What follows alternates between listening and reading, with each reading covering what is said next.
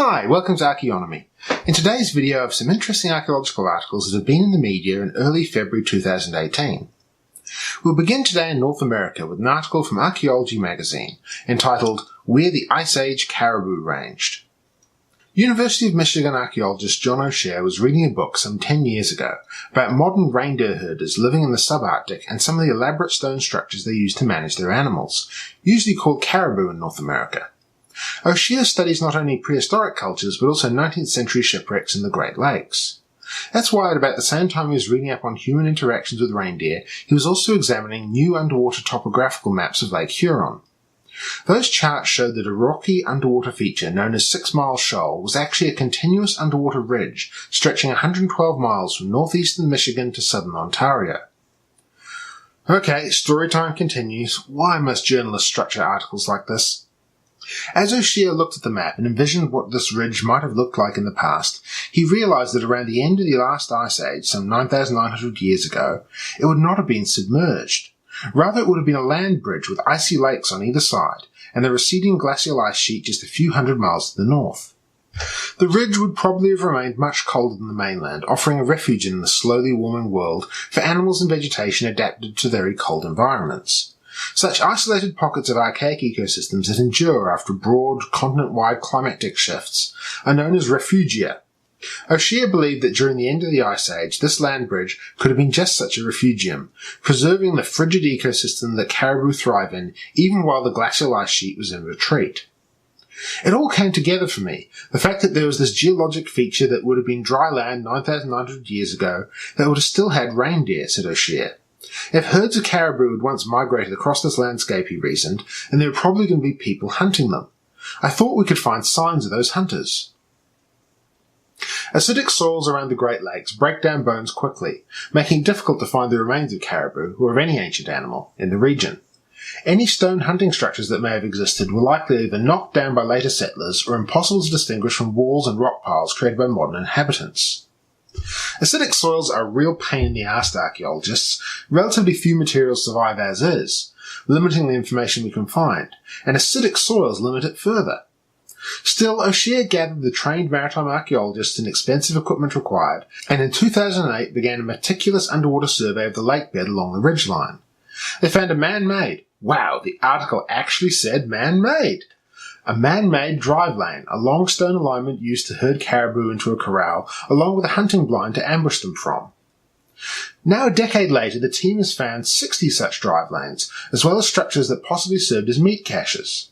A few stone tools have been recovered, nice bit of obsidian there. The team built a digital 3D model of the ridgeline using sonar, ran simulations of hunting patterns, and studied it to try to predict where hunting camps were located. As a result, 2 stone circles have been found, one with a hearth in the middle of it. These circles will be the focus of next season's work, where the team will have access to a 3-person submersible, which they're going to use to investigate the bottom of a 500-foot deep cliff that they've not been able to access before. I find this story really interesting. Underwater archaeology tends to focus on shipwrecks, and every so often a sunken classical city. But diving into a lake to uncover remains of Ice Age hunters? That's kind of different. Okay, from the icy depths of Lake Huron to the parched landscape of Turkey. Well, parched for the moment. This article from The Guardian, entitled How Archaeologists Discovered an Ancient Assyrian City and Lost It Again, looks into the flooding of archaeological sites to the creation of a hydroelectric dam. It's a sad fact of archaeological life that we can often only find things when they're about to be lost forever. But such is the unhappy marriage between rescue archaeology and infrastructure development. Construction of the Edfu Dam on the River Tigris in southeast Turkey is now complete, and the flooding of 300 square kilometres of land behind it may begin as early as this spring. The dam will provide water security and electricity to the local region, as well as further restricting the diminishing flow of water downstream to Iraq, displace at least 70,000 people, and flood up to 500 archaeological sites. When the dam was greenlit in the early 1990s, the Turkish government invited teams of local and international archaeologists to work in the Tigris Basin upstream of Edfu to recover as much as possible before the dam was completed. The result was a series of intensive survey projects followed by more than 20 excavations, which uncovered sites ranging from deep prehistory to the Ottoman period. The area to be flooded is now the best studied archaeological landscape in eastern Turkey. One of the biggest Edfu Dam salvage excavations was the site of Ziyaret Tepe, an imposing occupation mound rising 22 metres above the plain, within which lies the ancient Assyrian city of Tušhan. Tušhan was the provincial centre guarding the northern border of the Assyrian Empire, from 882 until 611 BC. It was defended by a 2-kilometre long, 3-metre thick mud brick city wall, with a sizable defensive ditch around it. Work started in 1997 and ran for 18 years. The governor's palace at Tušhan, which sits on the eastern side of the high mound, was built under King Ashurnasirpal II, not to be confused with Ashurbanipal, who had a much funnier name and a much cooler library, who boasted about its construction in an inscription found not far from the site. This photo is of some of the painted wall plaster from the palace undergoing conservation. To the south of the high mound, Tušhan has a substantial lower town, and this is where the real work of the city took place. Over many seasons, the excavation team uncovered a series of large buildings, all set around courtyards paved with beautiful black and white checkerboard mosaics, made of thousands of small, smooth river pebbles, characteristic of Neo-Assyrian buildings. You can see one of these ornate pebble mosaic floors here in one of the courtyards of the administrative building, where a large number of clay tokens and cuneiform tablets were recovered that revealed the function of said building. One such tablet details the collapse of the city as the Medes and Babylonians swept across the empire after the fall of Nineveh in 612 BC. Concerning the horses, Assyrian and Aramaean scribes, cohort commanders, officials, coppersmiths, blacksmiths, those who clean the tools and equipment, carpenters, bowmakers, arrow makers, weavers, tailors and repairers, to whom should I turn? Not one of them is there. How can I command? The lists are not at my disposal. According to what can they collect them? Death will come out of it. No one will escape. I am done.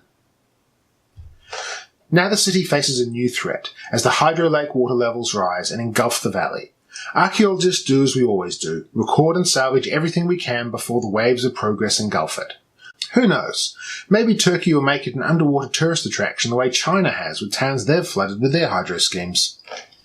Okay, sticking with The Guardian, but returning to merry old England, we have Discovery of Windsor Neolithic Monument Excites Archaeologists. Oh my, we are an excitable lot, aren't we? A Neolithic monument has been discovered less than 2 miles from Windsor Castle. Dating from 5,500 years ago, it's one of the earliest known examples of monument building in Britain. A ceremonial gathering place known as a causewayed enclosure has been revealed with the discovery of a series of encircling ditches, artificial boundaries with gap entrances at a vast site in Berkshire.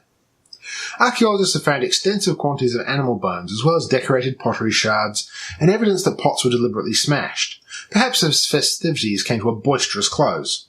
Other finds include finely worked leaf-shaped flint arrowheads, serrated blades, stone axes and grinding stones. The animal bones found were pig, sheep or goat, and venison was on the menu too, with red and roe deer bones and some fox bones. Here are some of the pottery sherds they've found. I'm not surprised there's such small fragments, given that there's plough lines going through the site. Thousands of years of agricultural activity can make a real mess of fragile artefacts. The shards are going to be tested to see if any information relating to the vessel's contents can be found. Excavations conducted so far suggest that the monument was oval in shape with a projected perimeter of 500 metres, that's 1,640 feet, larger than an athletics track. Currently, 265 metres of the enclosure's arc, so 12 ditch segments, have been traced and the remainder could be uncovered later this year. I think it's safe to assume that the monument itself was originally much more than just a dashed line oval of ditches.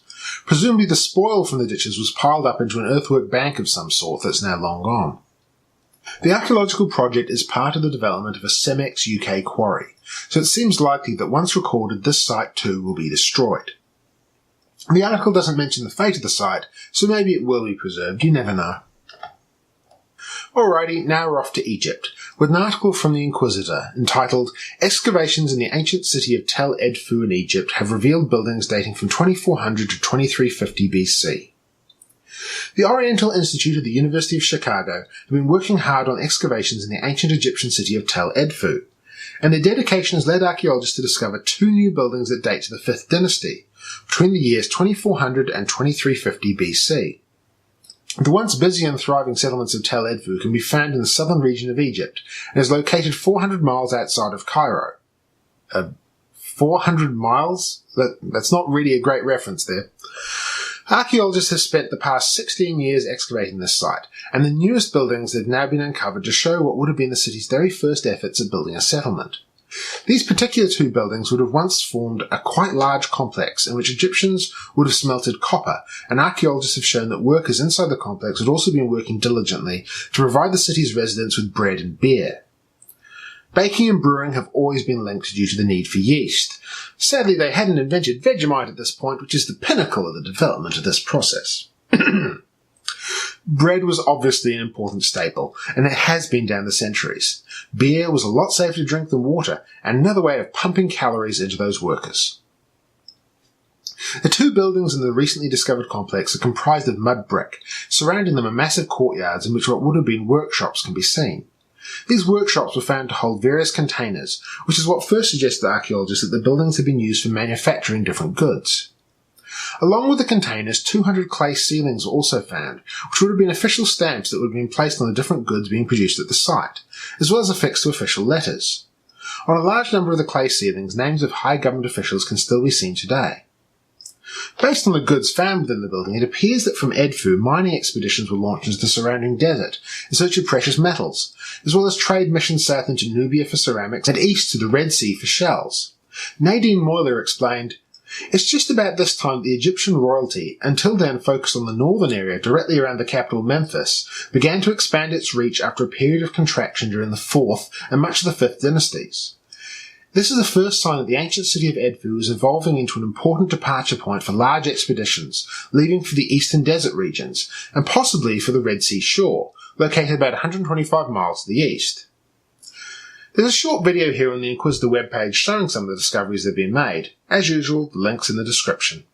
With 16 years of research conducted so far on Tel Edfu in Egypt, and the recent discovery of these two new buildings, it's clear that there's still much work left to be done, and many more information and many more important and exciting discoveries to be made.